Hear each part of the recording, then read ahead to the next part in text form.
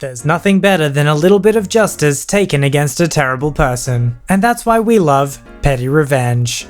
On this episode, a customer at a liquor store is rude to a cashier, but the cashier decides to not let him get away with it, and finds a way to irritate the customer every time he visits the store.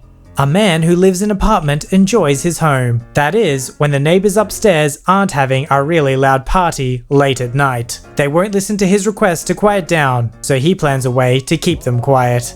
An aggressive customer visits a small bar and acts tough to the bartender. The bartender uses his bartending knowledge to make the customer regret acting so tough. And our fan-submitted story, a worker at a small pretzel shop is trying his best to help customers out, but a coworker lies to make him look bad. The worker is devastated, but his sister's boyfriend comes up with some sweet revenge to help him out. Want to know what they did? Keep watching on today's episode of Petty Revenge. Don't forget to like, subscribe, and hit that bell to never miss an episode, and let's get straight into it. This story was called Don't Be Rude to the Cashier If You Go to That Store Every Day. When I was in college, I would work at the liquor store in my hometown each summer to earn cash for the school year. Important things to note? I had been doing this for a few years, and my cumulative working time made me one of the store's most veteran employees. But since other employees only ever lasted a few months, no one knew me. Therefore, each time I came back, I was seen as the new guy. This also applied to the regular customers. Since I was only working during the summers, I would work 6 days a week to try to save as much money as possible. It was a small town, so we were the only liquor store besides the stores like Walmart, which are allowed to sell in my state. Finally, the last thing to note is state law says anyone under 40 needs to be ID'd, and store policy was to check a second document to make sure the name matched their official ID. Anyways, a few days after I started for my third summer, I had a customer come in. I hadn't seen him before, and he looked to be in his mid to late 20s, so I of course ID'd him. I can tell he's slightly annoyed at being ID'd, as regulars of the store often are, but he gives it to me and that's the end of it. Or at least I thought so. A few hours later, he's back in the store picking something else up. I remembered him from earlier, but state law technically says if they leave the store and come back, we have to ID them again, even if we know for a fact that they are over 21. Also, my manager happened to be in the store at that time watching, so naturally as he's checking out, I ask him for his ID again. He will be rude customer and I will be me. Wow, you must have a really bad memory, huh, bud? Excuse me? I was in here earlier. I thought you would remember. I'm sorry, sir. I do actually remember you, but I still have to ID you again since you left. Also, that's my manager over there and he doesn't know you were here earlier, so if he were to see me not ID you, I could get in trouble. No, you don't have to try and make up excuses, just admit you have a bad memory. I know you're new, so you don't know how IDing works yet, but just remember my face. I'll be in here most days, so don't waste my time asking for my ID. At this point, I was ticked off that he insinuated that A, I was making up excuses, B, I had a bad memory, C, that I didn't know what I was doing, and D, he felt that since he came often, the law doesn't apply to him. Now, admittedly, it was pretty standard practice with a lot of employees that once you knew a regular, you wouldn't always ID. But I decided, stuff this guy. I vowed at that point on, if he ever came in when I was working, I would make sure not only to ID him, but ask for a second form, because it's store policy. I didn't know at the time, but I later came to find out that our work schedules coincided, so that I was working when he was off work and would be able to come in. Other things I found out are that he came in almost every single day when he got done with work, and that he lived close by, therefore walked to work and to the store, which is important because it means he couldn't go to a different store each day. Since I worked 6 days a week, and at the time you couldn't buy alcohol on Sundays, he had to see me every day.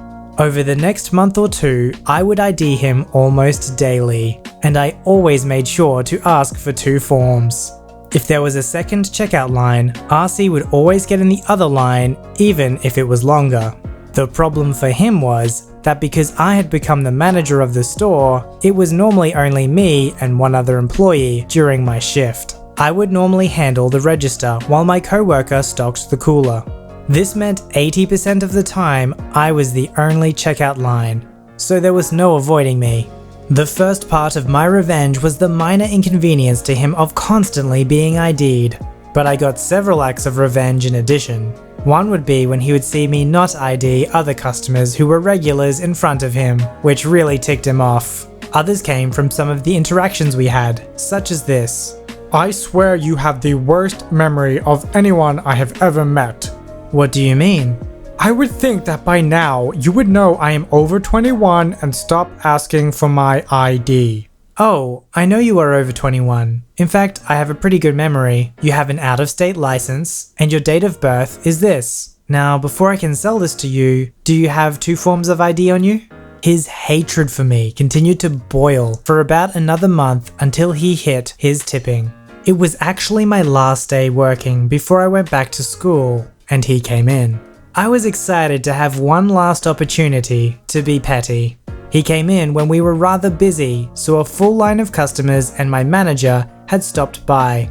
When it was RC's turn to check out, he threw his 2 forms of ID on the counter before I had the chance to say anything. As I was checking them, he let out a defeated sigh. Here's what followed. I should really stop coming here. This store has been a massive pain in my butt. Actually, you know what? No, it's not the store. It's just you. You have been the massive pain. I was acting innocent. What do you mean? All I have ever done is my job and sold you your alcohol. At this point, he started literally screaming, which took me a bit by surprise. You know damn well what you have done. You freaking know that I'm over 21, but you always ask me for my ID. Screw you. I have seen you not ID others. I want to talk to your boss. If it's really state law and store policy, you should have been asking everyone for their IDs as much as you ask me. I'm going to get you fired, you freaking douche. Sir, please calm down. I assure you that I'm only doing my job by asking for your ID. I know it's sometimes inconvenient, but both the store and myself could be fined if I don't ID. Bullcrap. You always make excuses and I'm tired of it. Your coworkers don't ID me. They know who I am. It's just you. At this point, he was cut off by my manager. What's the problem here? This guy keeps IDing me even though he knows I'm over 21. So, that's both store policy and the law. Also, sir, I can't have you screaming and using that type of language here. I'm going to have to ask you to leave the premises. Fine, just let me finish paying for my... No, I need you to leave now. I am denying you this sale. I won't sell alcohol to anyone who is already acting belligerent in public. He ended up leaving without his normal purchase. At this point, both the customers behind him and my boss asked me what set him off. I just said, I don't know. All I did was check his ID. The ironic thing about this one is that the rude customer kept trying to accuse him of having a bad memory and being stupid basically, and yet he couldn't even pick up on the fact that the employee was playing dumb with him the whole time. This story was called Second Massive Party in 3 Months. Police called, time to get petty. Hey guys and girls, big setup for some petty revenge close to the end of this. It's been quiet. A little too quiet. There's a family who live 2 floors above me in an apartment block who have managed to tick off everyone by having a massive party that got out of control almost 3 months ago.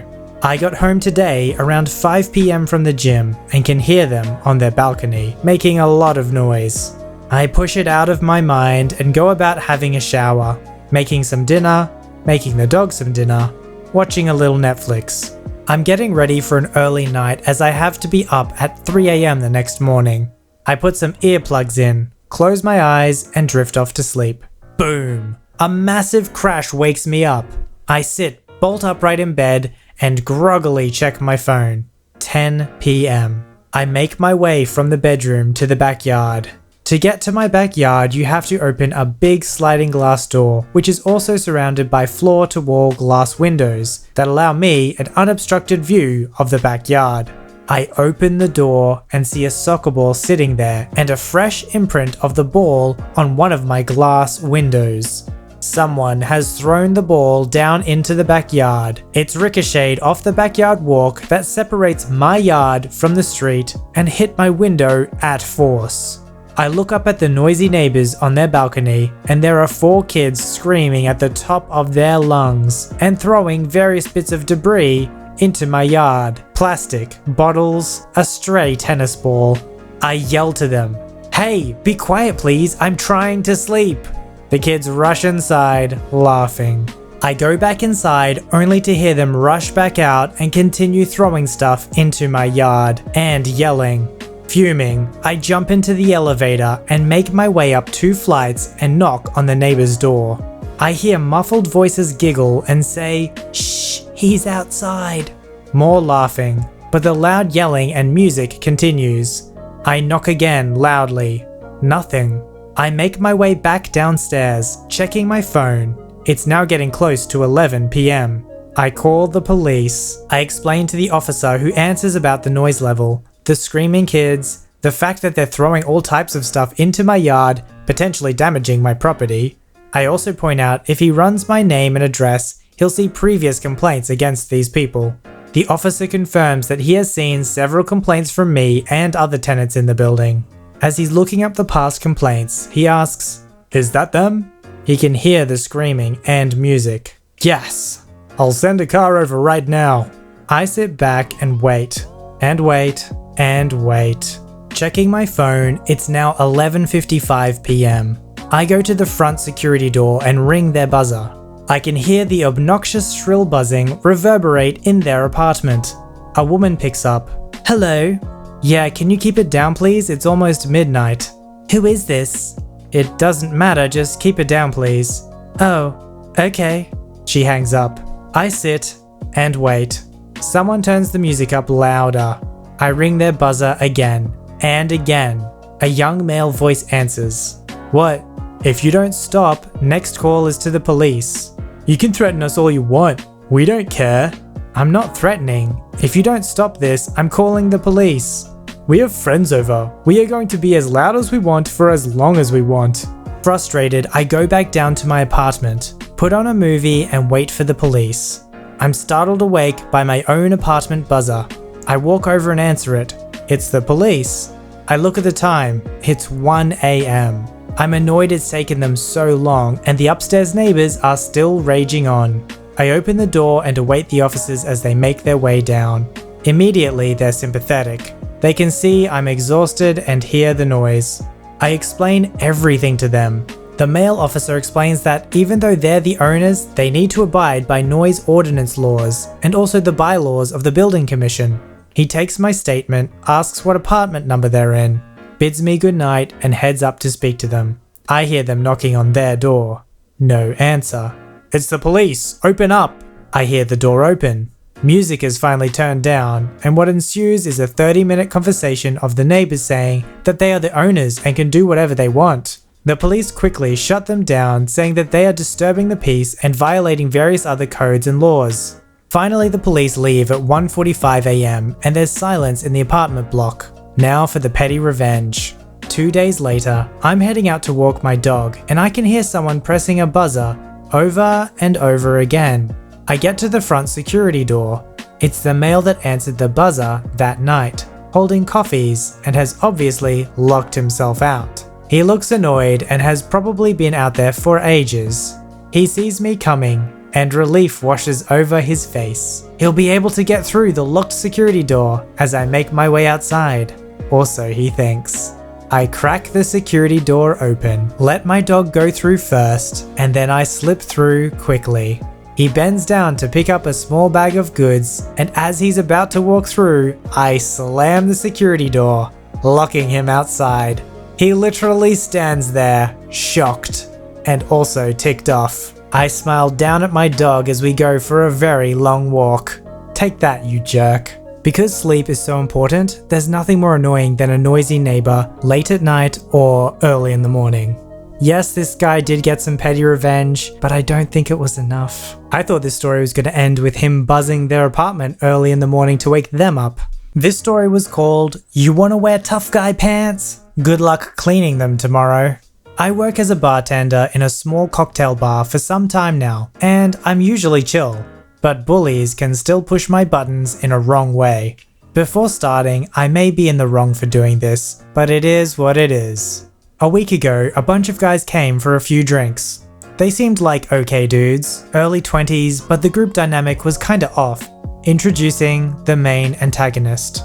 Obnoxious guy, too loud, snapping his fingers at me when ordering. Don't snap fingers at bartenders, kids, we're not dogs. Punching his friends in the shoulders all the time.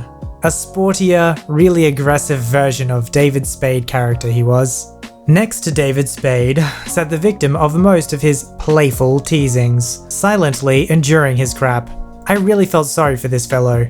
He wasn't a drinker, but he looked like he'd rather be drinking distilled devil's urine than continue sitting next to this macho maniac.